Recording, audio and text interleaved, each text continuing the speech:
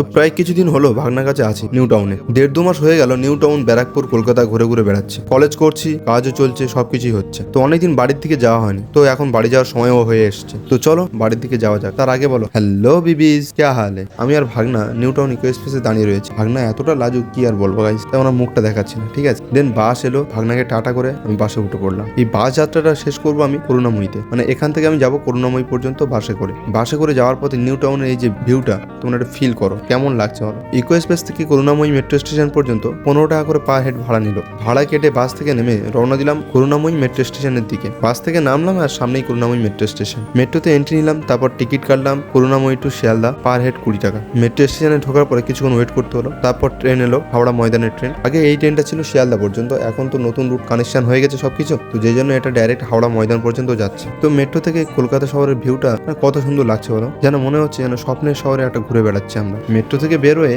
শিয়ালদা থেকে লক্ষ্মীকান্তপুর লোকাল 3:50 ট্রেনটা আমি ধরলাম। প্রায় 2 ঘন্টা জার্নিটা আমি কমপ্লিট করলাম। এখন আমি লক্ষ্মীতে পৌঁছালাম। লক্ষ্মীতে নামলাম আর দেখছি মাঝের লাইনে ট্রেন দাঁড়িয়ে আছে। ট্রেনটা এইভাবে ক্রস করে আমি চলে এলাম 1 নম্বর স্টেশন। আর এটা হচ্ছে আমাদের হোম টাউন লক্ষ্মীকান্তপুর। এটা নিয়ে কোনো একদিন ভালোভাবে ভিডিও তোমাদেরকে বানিয়ে দেবো, আমাদের হোম টাউনে কি কি আছে, মানে অ্যাকচুয়ালি কেমন আমাদের হোম টাউনটা, এটা পরে কোনো একটা ভিডিওতে দেখিয়ে দেবো। তো এখান থেকে আবার গাড়ি ধরলাম, আমি পৌঁছলাম আমাদের বাজারে। তো এখন বাজারে নেমে গেছি, আর নেমে তো দাদাদের সঙ্গে দেখা, তো অনেকদিন পর দেখা।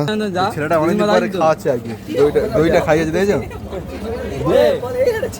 প্রায় 3-4 মাস পরে দেখা, ঝেড়ে ঝুড়ে খাচ্ছি আমরা এখন।